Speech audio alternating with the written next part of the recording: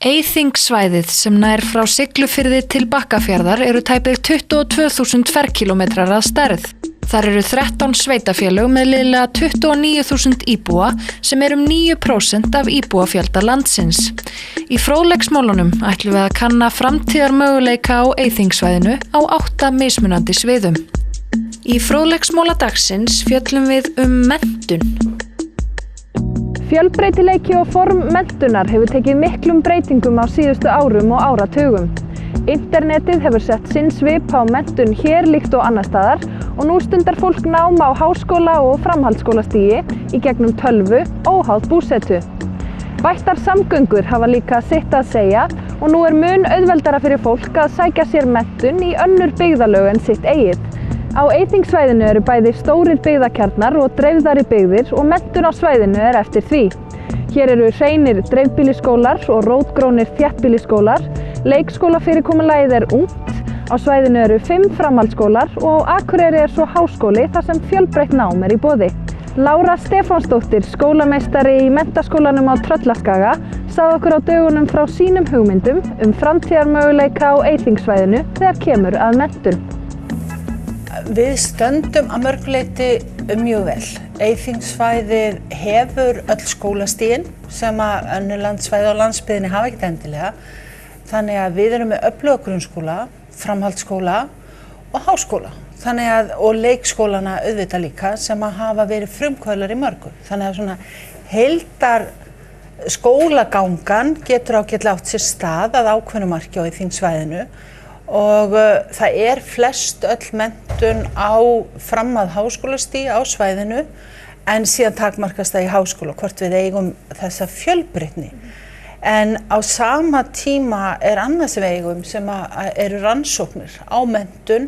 Við erum að skoða, við erum að þróa, við eigum skóla sem eru framarlega á ólíkum sviðum með mismunandi nálganir.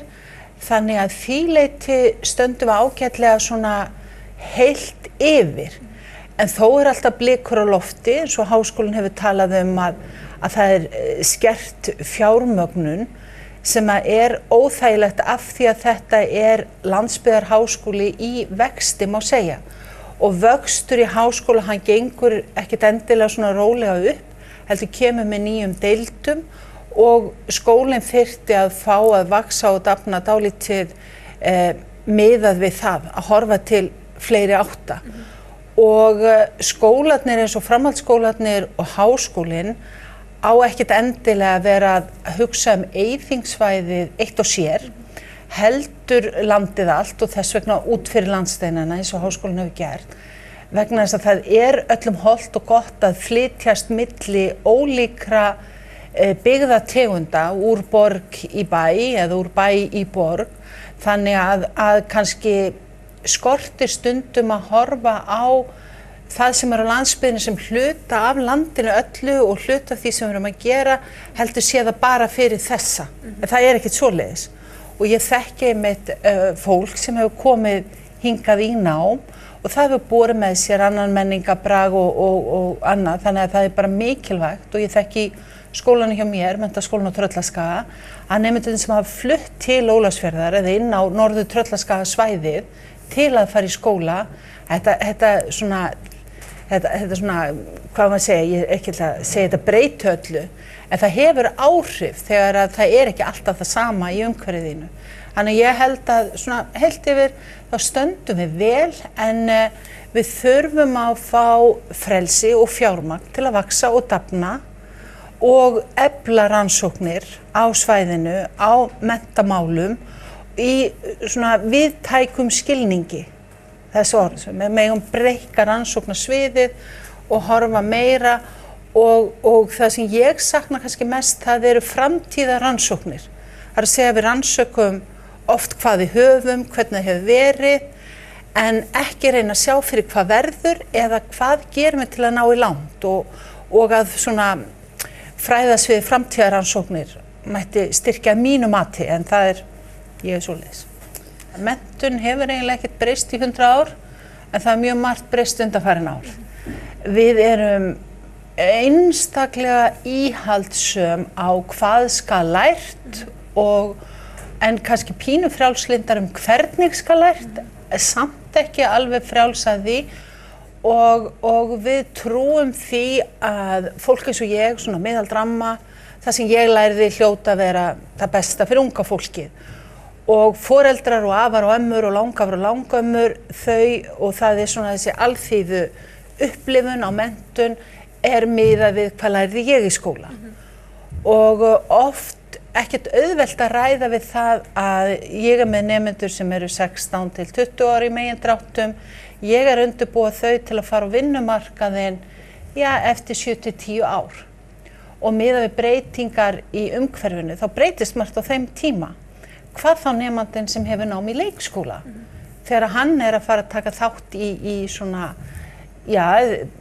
bara að bera þarna með okkur í samfélaginu, þá bara eitthvað allt annað samfélagi í gangi. Og þar af leiðandi tel ég að svona, við þurfum að breyta hugmyndum okkar nám, hvað það að vera menntaður og hvað það að læra.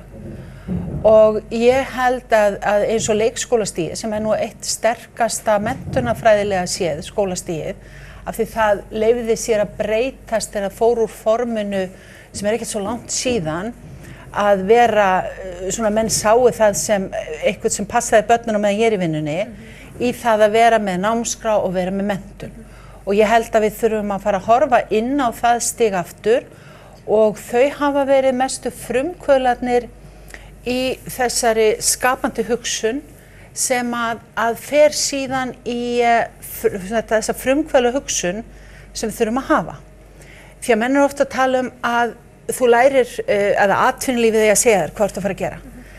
En ef ég miða við þegar ég var að byrja í framhaldsskóla og hvað ég ætlaði að verða þegar ég yrði stór, sem ég veit svo sem ekkert ennþá, að þá var bara atvinnan sem að ég búin að vinna við mesta alla mína ævi, sem eru tölvur, internet, hugbúnar og því, það var bara ekki til.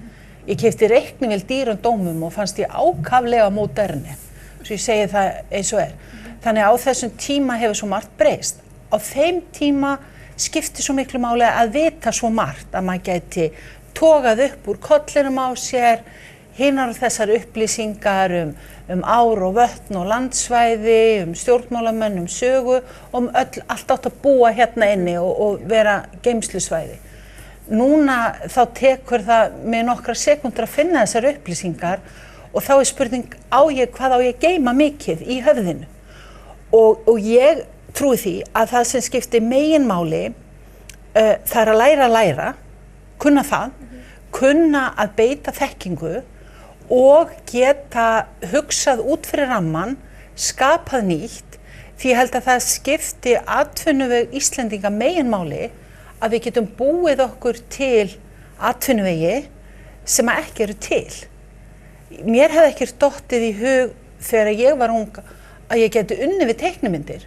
Ég hætti að sjá teiknimyndir þegar ég lokuðu Kanasjónvarpinu og svo komu þær löngu seinna því að íslenska sjónvarpið var ekkert mikið með þær. Þannig að það var ekki atvinna. Það var bara ekki vinna sem ég datt í hug. Hvað þá að ég vildi vera að rannsaka lífið í sjónum. Það var mest að rannsaka hvar fiskarnir voru til að geta veitt þá. Og að það væri stóra atvinnugrein að búa til tölvuleiki. Þetta var ekki þessu til. En einhverju datt það í hug, einhver bjó til atvinnu og við höfum töluverðar útflutningstekjur af þessu. Og útflutningstekjur til dæmis af listum, menning og öðru eru bara stór þáttur. Við erum ekkert bara að flytja út fisk og eftir 10-20 ár þá verður það ekki svona. Bara eins og ég búin að lifa æviskeið að það varð sjónvarp, svakalega merkilegt. Og svo var sjónvarp ekki á 50 og svo þróast það. Það hvarflar ekki að mér að kaupa sjónvarpstæki. Mér finnst það algerlega ónauðsynleg græja að því að horfa á því í netinu. Og það bara að birtast að ég verð ekki einu sinni með tölvuna, heldur bara sendi ég það upp á vegg og horfi á það þar og pata út í lofti og stýri því. Og þetta það sem að koma núna. Og hvað á ég þá að gera sem að stýra menntastofnun? Hvernig undirbý ég nemendur undir líf og starf í þjóðfélagi sem ég veit ekkert hvernig verður? Og ég vil svo sannarlega ekki undirbúa þau undir fortíðina til að Ísland þróist ekki áfram heldur sé bara gamaldags, styrt og ég erfitt með að breytast og sé í rauninni bara þjónustugrein við aðra.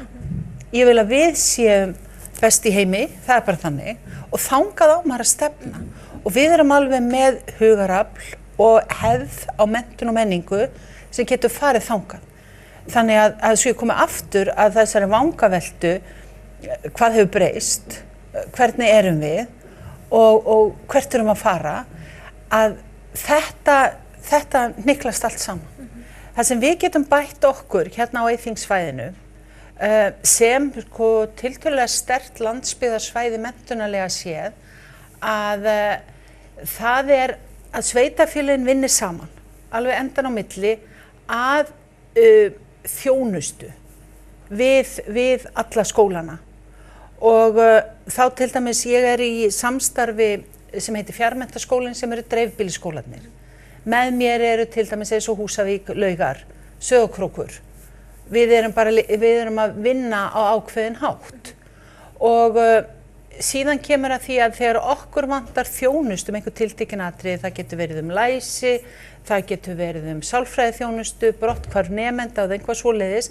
Það er sem að hver lítill skóli þarf kannski ekki svo mikið af að hann getur verið að ráða mannskap bara í það.